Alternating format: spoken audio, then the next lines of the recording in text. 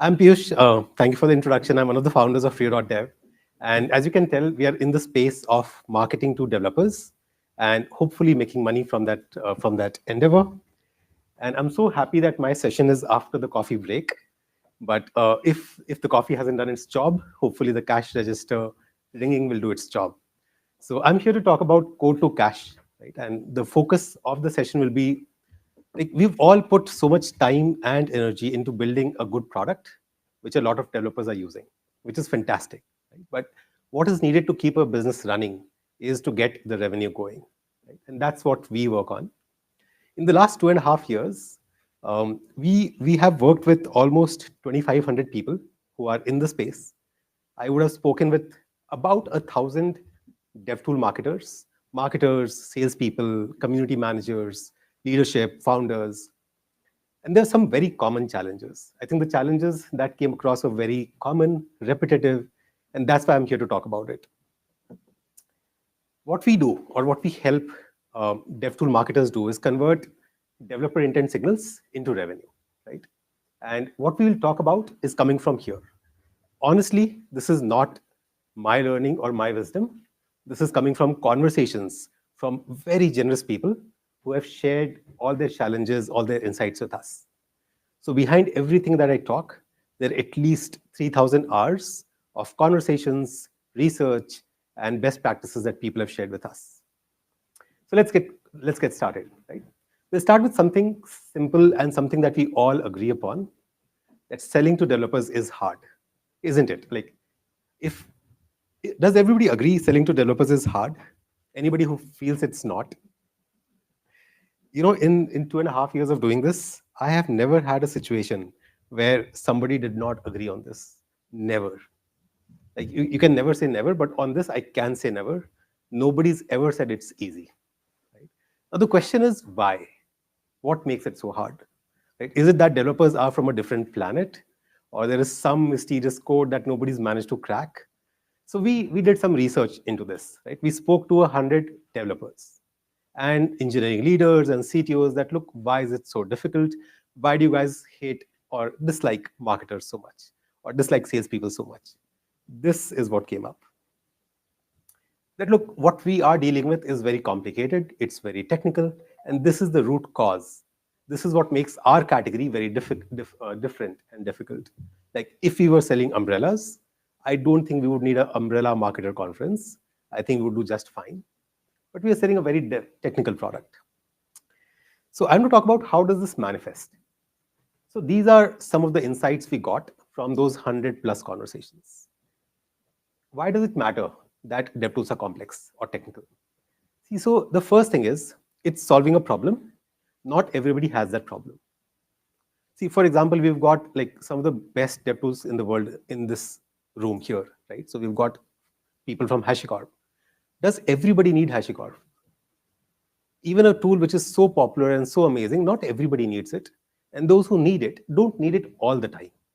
There is a certain window when you're thinking about scaling up your infra, that's when you need it. Before and after, sorry, don't bug me. Let me do my work. Right? So it's a very technical product. Not everybody needs it. People don't wake up in the morning thinking, I'll buy a DevTool today. There is a problem. There is an itch I need to scratch, or a problem or a fire. That's when people need it. Beyond that, there are other challenges. See, this tool powers the core infra of any business. If you're in data streaming, if you're in Kubernetes security, any DevTool category, it's powering the basic infra. If a DevTool goes down, the business goes down.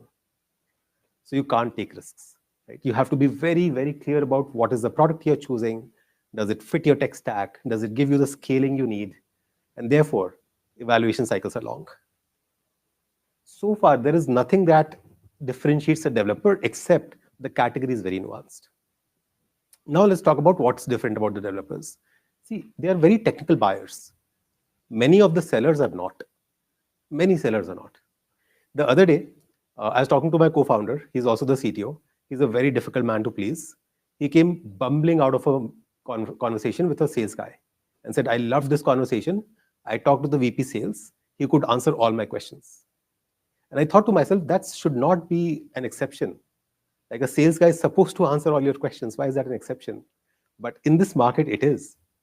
right? Imagine if you're talking to the VP engineering of a company trying to sell something that does Kubernetes security.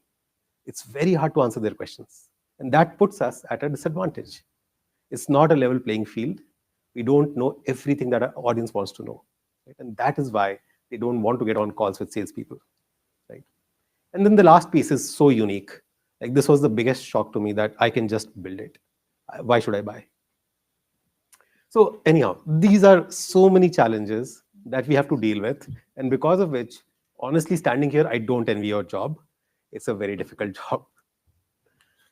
So what we are doing at Rio.dev is trying to give you some superpowers, right? Trying to help you with some of these challenges, and we'll talk about them, right? So we hear you. We are here to help you. Let's talk about how. So if you look at any typical marketing funnel, like this is like decades of wisdom. There is an AIDA framework, there's an ACCA framework, you name it, right? You can pick any framework. And there are certain number of people who are aware of your product. Out of that cohort, some people show interest. Some people consider, some people end up buying. Pretty simple and straightforward, right? Not easy, but simple. If you look at a developer tool funnel, looks like this. Right? I love the reaction. We can relate to this, right? I have a friend who runs a DevTool startup, right? I was talking to him and he said, I asked him, how do you know who's your user? He said, we go to conferences, we bump into them, and they're generous to tell us. Walk into any room here, this is not the dynamic. This is unique to this room, right? That's not how you should be figuring out who your users are, right? Another person I was talking to, sales guy, right? And he said, I reached out to somebody and they said, oh, we evaluated your product a year back and we did not find these one or two features, so we moved on. And the team had no idea that happened, right? That's not how it should be, right? There should not be a huge fog, and then suddenly from that fog, an opportunity emerges, and then either converts or extinguishes equally fast. Right? So this is the challenge that, and this leads to a lot of opportunity leakage, right? We spoke about it. If you don't know who your users are, how do you tell them? How can you make their lives better? Right? What causes this? Let's talk about this. Now we're getting slightly technical, but I'm sure like this audience, what causes pipeline fog? Compare this to any B2B SaaS product out there. The journey starts on your website and anybody remotely interested will sign up. So they give you some identity that I'm so-and-so person and I'm looking at your product. Now let's translate that into a developer tool, right? And I can look at the faces and the reactions. The pain is visible, right? People can use your product by logging into an IDE. You have no idea. People can download your product, install it, run it. You have no idea. A company like Bosch could be using your product in production. You have no idea. And how is that fair? So the first problem is a lot of the interactions that your users are having with your products are happening off platform. And that information is not coming to you. Even if it is happening on platform, right? Let's say somebody comes and signs up. They sign up with a Gmail ID. Good luck identifying that person. It's a nightmare. It's very, very difficult. It's probably the toughest problem in this whole industry, right? So if you don't know who your users are, how do you do any kind of marketing or go to market? Let's say some stroke of luck, you figure out who your users are. Are they curious or are they actually wanting to buy something? So many times we've had people where, okay, 4 people from Microsoft signed up. The sales team goes and prospects Microsoft, nobody responds. Because 4 people from Microsoft means nothing. It does not mean that there's an opportunity. These are 4 people who are very curious. Your product is really cool to attract people from Microsoft. That is it. So it does not mean there's an opportunity. And finally, shifting priorities. There is no engineering team in the world which will say, I have bandwidth. Like zero. So therefore, if your product does not solve their current sprint, it will not be picked up. If it's not part of their roadmap, it will not happen. So you have to be current and shifting priorities. So these are the reasons why pipeline fog happens. I'll share some data on this, right? It causes inefficiencies at every step, but let me skip this. Come here. 35% of the companies, right, that were showing purchase intent never made it to people's CRM. And this is actual data from so many companies we work with. They were showing purchase intent, but it never made it to your CRM. Never, nobody was looking at them because it was just invisible. Let's go back here. Right?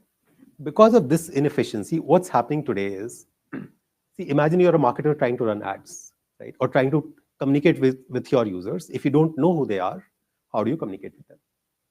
You're passing on a lead to sales.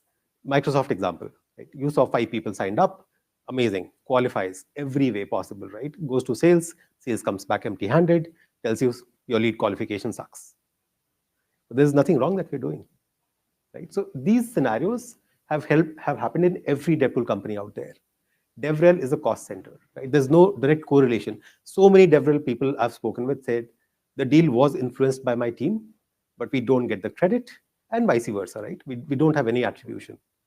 And that again is a challenge. All of these are business challenges. Question is, what if instead of looking at it as a funnel, we start looking at it as stages, right? So instead of looking at it as an awareness, intent, consideration, conversion funnel, we just look at it as stages. Look at the stages. Stage 1 to the right is purchase intent. Who has purchase intent today? It doesn't matter how long they've been using your product. It doesn't matter how long they've known your product. They have intent today. If you could figure that out, that solves a ton of problems. And if you can differentiate that from who is an ongoing user but has no purchase intent. And again, I've got data on this as well. I'll show you. Not everybody who's using your product will become a customer. And again, that's a very unique thing to this room. I don't think anybody struggles with that problem to the scale that we do. But if we can differentiate that these are the companies who have purchase intent, well, these are free users, right? And then one step before that, who has an urgent need. If we could have a clear definition of these stages, that solves many problems. And in 2 minutes, I'll tell you all the problems we spoke about get solved by this. Imagine if you could know who has purchase intent and you only pass on those leads to sales. Sales does not come back empty-handed, does not question lead qualification, and things are nice and sundry. Versus if you could figure out who is a free user, does not want to become a paid customer. What will we do there? We have a huge audience, which is free users, does not want to become paid customers. What is the strategy there? And I think here I want to borrow something from Apple's playbook. If Apple can make us buy a new phone just by changing the color, we can make our free users buy our enterprise plan. I think we've got to believe that. If we can buy a new iPhone every year, which has no difference, we can buy, or we can make our users buy an enterprise plan. We got to make them aware that whatever you're struggling with can be solved if you come on board and become a customer. The $500,000 of developer time that you're spending gets cut by $400,000 if you just become a paying customer. We have expertise, we will help you. Plenty of companies have done this very, very successfully.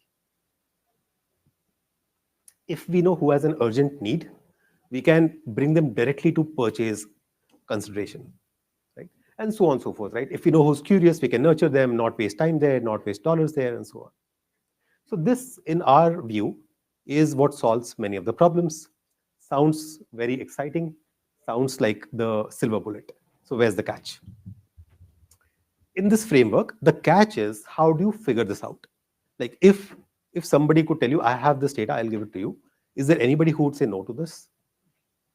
That I can tell you who has purchase intent, I can tell you who's a free user, not ready to buy, and I can tell you who has an immediate need. That sounds like the holy grail. So who will not buy, right? So the problem is this data is not easily available, right? And that's where intent signals come in. This is our Steve Ballmer moment. If I could jump up and down on the stage, then I would be shouting intent signals. And then the next stage to that is intent signals, intent signals, intent signals. Anyhow, so what we've done and what I am here to actually present is this study that's been done over 2 years on 4.5 billion data points. These are activities developers have done, right? Across 120 companies and across 25 different platforms. And here is what we got out of this analysis. We spoke about this. The first thing that we were astounded to figure out, 35% of companies who wanted to buy were not even in the CRM. If they were there, they did not even have an owner assigned to it. Nobody was looking at it. Why? Because it was not visible.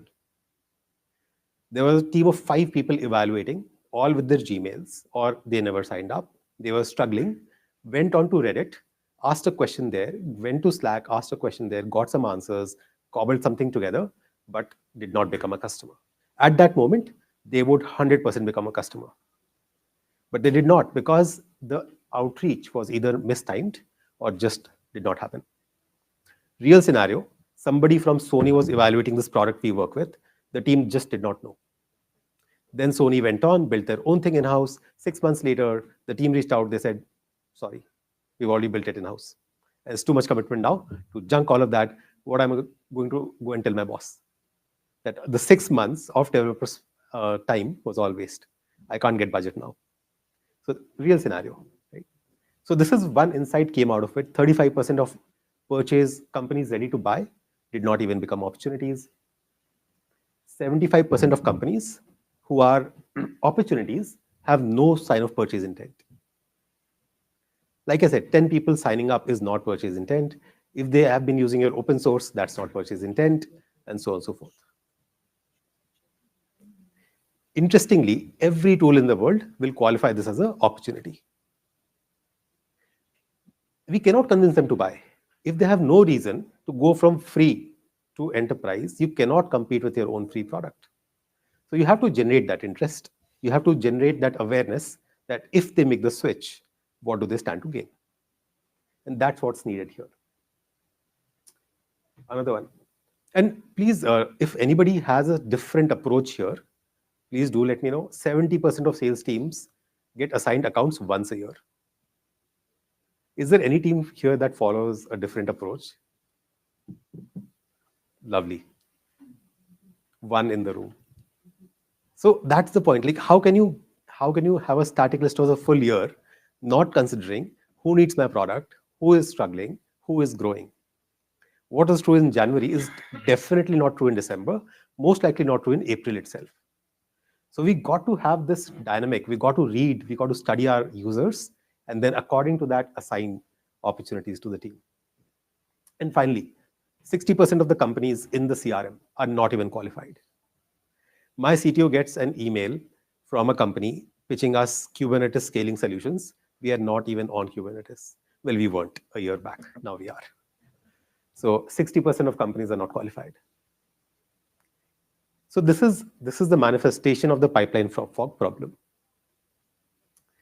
And what we have done is we have tried to put together some intent signals at every stage. So if you look at the purchase intent stage, what are the intent signals? What is visible and what stays invisible?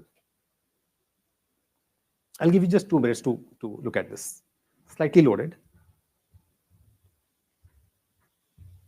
Any questions? We don't have to keep questions for the end. Yeah. Oh, let me do some mic running. There was a question, correct? So on the topic of static lists, right? So I'm curious to know, it's very easy for a company that's early stage to keep it dynamic, right? Like based on outages or whatever, right? Like develop that dynamic list, if you will. But I'm curious to know, like at scale, have you seen other companies do it successfully? And great question. I think so. Typically, what happens at scale is you have a big team who has mapped out your almost entire strong fit ICP audience, right? What happens in those cases, and Mahesh, right? I didn't get your name. What happens at that stage is, see, every salesperson will have a list, but who should they go after today? That intelligence is not offered to them. So when I say a static list, it does not mean that you are getting a new list every 3 months. That's not very useful also, because you can't build relationships, you can't follow the account. But where is an opportunity today? Who should you nurture and who should you target or who should you prospect? That I've seen companies do pretty successfully. But great question. Any other questions? Cool. Let's talk about this. So if you talk about purchase intent, right, typically what we mean by purchase intent is somebody either raising their hand or booking a sales call or responding to a sales message. Right? It's great, but this is the 65%. Let me talk about the 35%, what they are doing. There, a developer is struggling. I'll give you an example. We use ClickHouse, right? And so we recently became a paying customer as well. The reason for that is we were facing some latency issues. Within a week, we signed the contract. But we did not go and book a demo. We did not go and book a sales call. We were struggling. Somebody reached out, got their timing right. We became a customer. Happens all the time. So in the 35% of the cases where we see purchase intent but no opportunity, this is what's happening.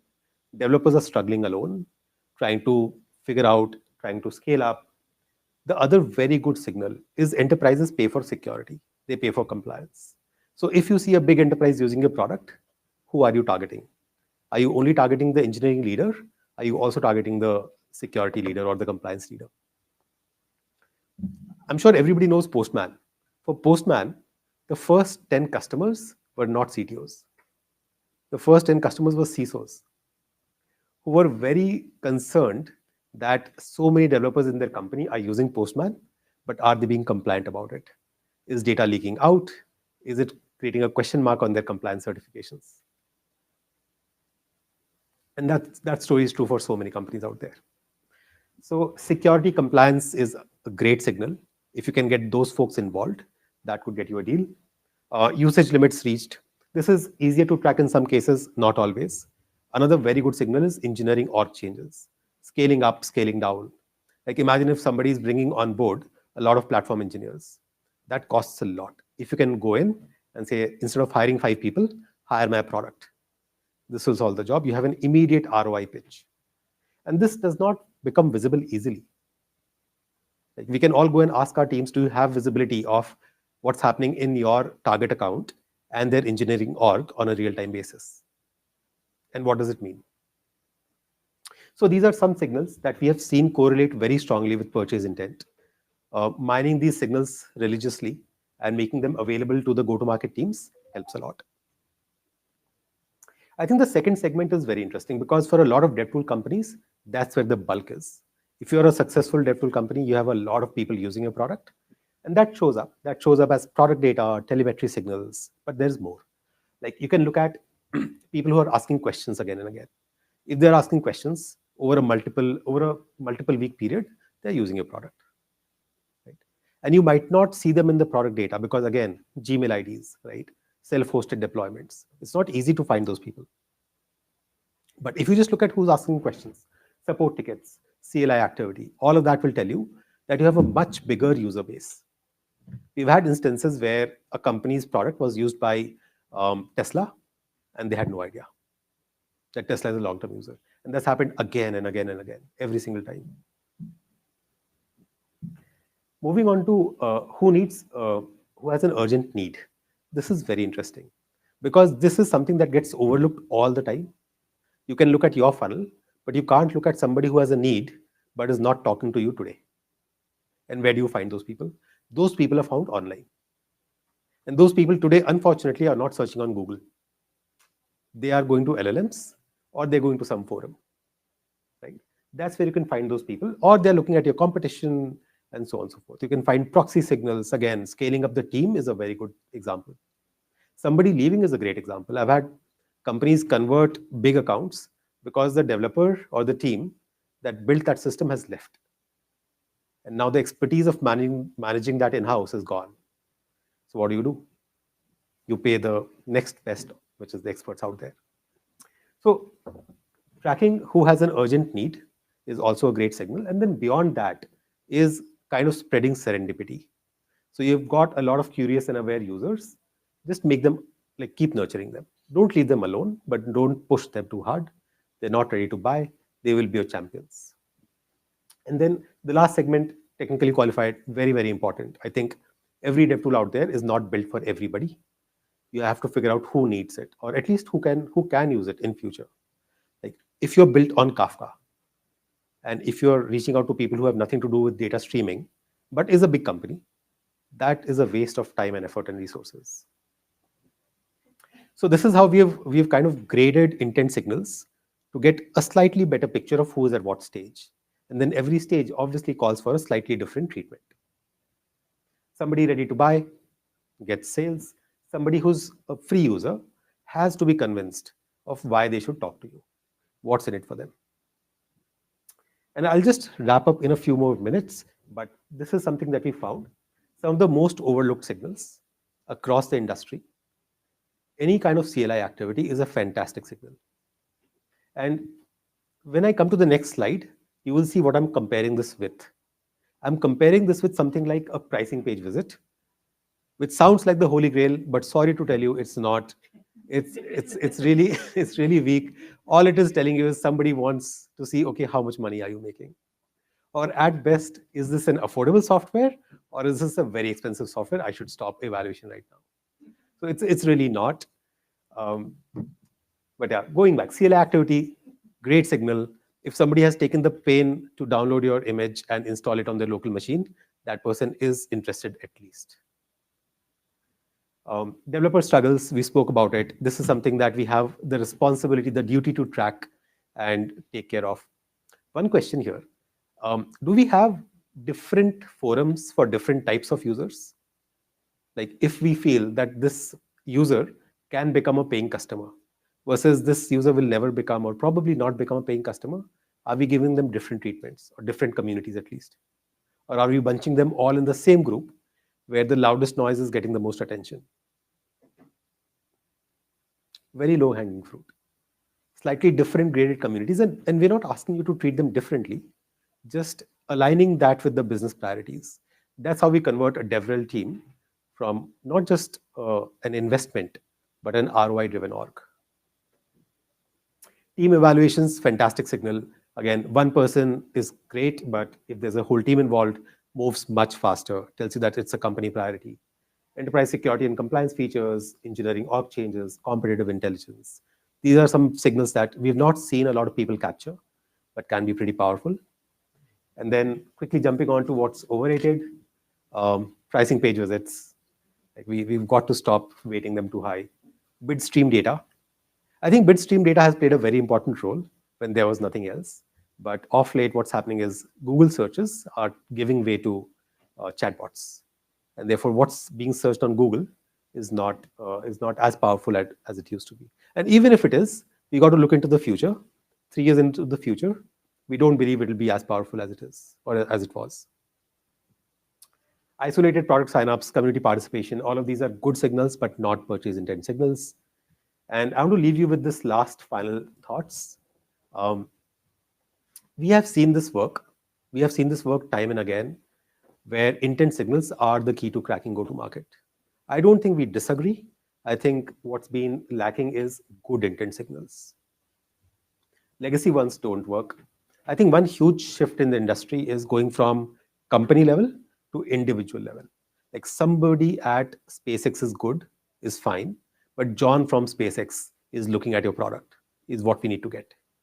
And if you can get that, that's so much more powerful. Last two things, we got to invest in GTM engineering. It's probably the best investment we can make right now.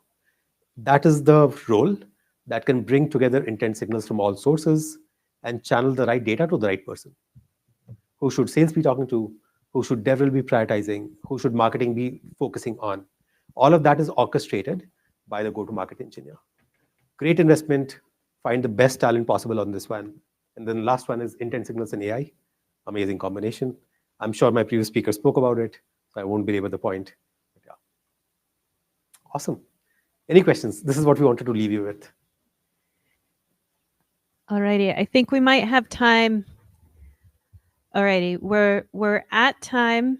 We're going to take this one, and any other questions? You all are out on the floor in the expo center. So we're going to take these two questions, one in person, one on here, and then any other questions I am going to politely ask get directed to Ario.dev's booth so that we can continue on with the content. But we're going to go in person, and then we'll go Slido. Oh, me. Yeah. Hi. one of the last indicators, Mhm. intent signals that you listed that is often overrated Yeah. is you listed community engagement. Can you provide an example of how could be considered overrated or how it's overused or maybe doesn't give you enough insight? Could you share more about that? Absolutely. Great question. Let me qualify that. It's an overrated signal from a revenue perspective, because what we've seen is the most passionate people are the ones who love your product and just want to contribute or just want to build something with it, may not always be a customer. They are very, very important, don't get me wrong, but they might not always be a good revenue opportunity. Somebody from Microsoft loves your product does not make Microsoft a revenue opportunity. So we got to qualify it accordingly. Great. And the Slido question, I know that you had that slide with 6 or 7 examples. Within that, any unexpected signals that you want to call out that can be predictable revenue drivers? I think downsizing. We didn't expect that to be such a good signal, but sometimes it can be a fantastic signal, especially if your product aligns with that. I'll give you an example. Let's say Kubernetes cost reduction as a category has a pretty solid correlation with downsizing. Like if a team is cloud native and they're downsizing, probably a good time to pitch a cost saving tool. Wonderful. Let's give a huge round of applause to our speaker, as well as, again, gratitude to our Rio.Dev for investing in this. Thank you so much for your time.